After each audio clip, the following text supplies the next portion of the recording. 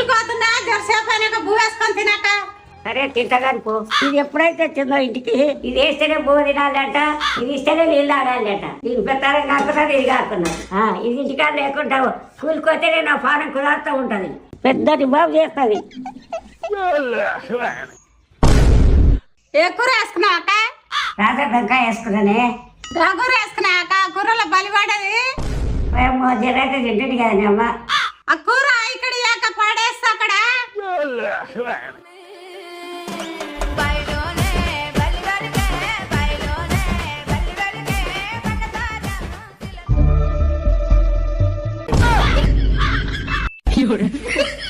ఎంత బతకన్నాను కూర నువ్వు వేసుకుంటున్నావు వలిపడ్డదని.